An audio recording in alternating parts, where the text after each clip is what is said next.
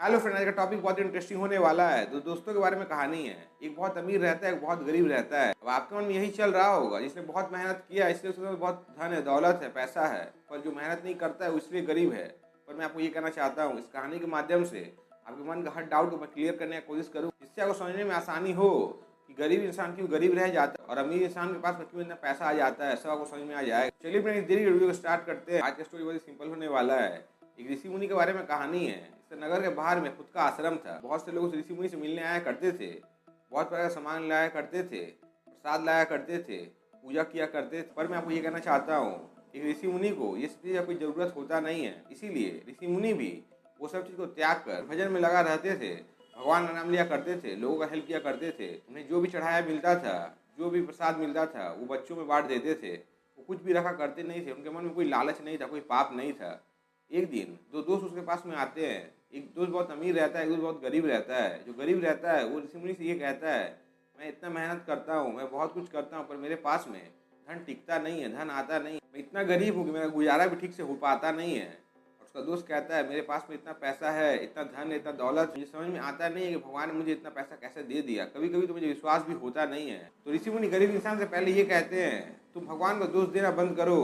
तुम हमेशा ये कहो कि नहीं, भगवान ने जितना मुझे दिया है मैं उससे बहुत ही संतुष्ट हूँ। गरीब इंसान कहता है, मेरे पास में जब कुछ है ही नहीं तो मैं किस बात का शुक्रिया अदा करूँ। ठीक इसके बाद अमीर इंसान से ऋषि मुनि कहते हैं, तुम भगवान का शुक्रिया अदा करना बंद करो। भगवान तुम्हें इतना कुछ दे दिए हैं, तुम्हें इतना कुछ बोलने की जरूरत नहीं है। तो अमीर इंसान कहता है, आप क्या कह रहे हैं? भगवान ने मुझे दिया है तो मैं भगवान का शुक्रिया अदा तो जरूर करूंगा। अगर मैं भगवान का शुक्रिया अदा नहीं करूंगा तो मैं सुबह का शुरुआत ही नहीं होगा। आप ये क्या कह रहे हैं? तो ऋषि मुनि दोनों को तो अपना अपना बात कहकर शांत हो जाते हैं। दोनों से कहते हैं, एक सप्ताह के बाद तुम आना और मैंने जो कहा है ये करो, देखो तुम्हारे पास में क्या होता है क्या नहीं होता है। दोनों वहां से चले जाते हैं। ऋषि मुनि के आश्रम में जब दोनों का आगमन होता है तो गरीब इंसान फिर से कहता है, मेरे पास में कपड़ा था जो कि यहाँ आते वक्त खरोच लगकर फट गया, वो भी फट गया है जो मेरे पास में था। मेरे पास में कुछ भी नहीं है, भगवान मुझे कुछ देते नहीं है, भगवान मुझसे इतने रूठे हुए क्यों हैं? तो ऋषि मुनि कहते हैं, तुमने भगवान का शुक्रिया अदा किया है? तो इंसान कहता है, मैं किस बात का शुक्रिया अदा करूं, मेरे पास में जो था वो भी भगवान ने मुझसे ले लिया है। तो ऋषि मुनि कहते हैं, अगर तुम भगवान का शुक्रिया अदा नहीं करोगे तो भगवान तुम्हें कुछ देंगे नहीं। क्योंकि एक बार तुम सोच के देखो, तुम्हारे पास में जो है दुनिया में बहुत इंसान के पास में वो भी नहीं है। अगर तुम्हारे पास में 1 रुपया भी है तो उसका तुम्हें भगवान का शुक्रिया अदा करना चाहिए, तब जाकर भगवान तुम्हें और देने का कोशिश करेंगे। और इस प्रकार से तुम्हारे पास में भी धन आने लगेगा, धन रुकने लगेगा।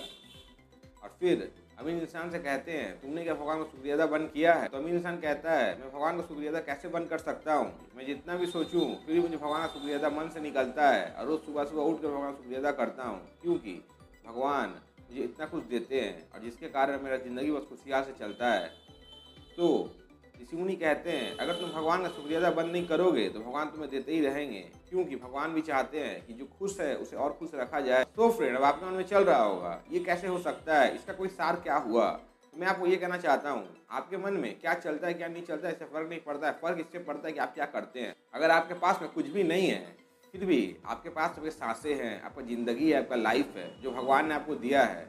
एक बार आप सोच के देखिए, इस दुनिया में कितने लोग का देहांत हो गया है, कितने लोग मर चुके हैं, कितने लोग ने आत्महत्या कर लिया है। उसके पास में कितना कुछ था, एक क्षण में सब धरा का धरा रह गया, कुछ भी वो संग में लेकर गए नहीं। एक बार आप सोच के देखिए, अगर आपके पास में क्या लाखों रुपए आ जाए, बहुत सारा पैसा आ जाए, तो क्या आप मरने से बच सकते हैं? आंसर है नहीं। ठीक उसी प्रकार से जो भी आपके पास में जितना भी है उसको लेकर खुश रहने की ज़रूरत है। औरों को देख कर जलने की ज़रूरत नहीं है, औरों को देख कर ये सोचने की ज़रूरत नहीं है कि हमारे पास में कुछ भी नहीं है। आपके पास में बहुत कुछ है, बहुत लोगों के पास में वो भी नहीं है। एक बार आप सोच के देखिए, जो अमीर इंसान था वो भगवान का शुक्रिया अदा इसलिए कर रहा था कि भगवान उसे दे रहे थे, क्योंकि भगवान जिसे देते हैं उसके साथ नहीं देते हैं, और भगवान जिसे कुछ देते नहीं हमेशा उसके साथ रहते हैं।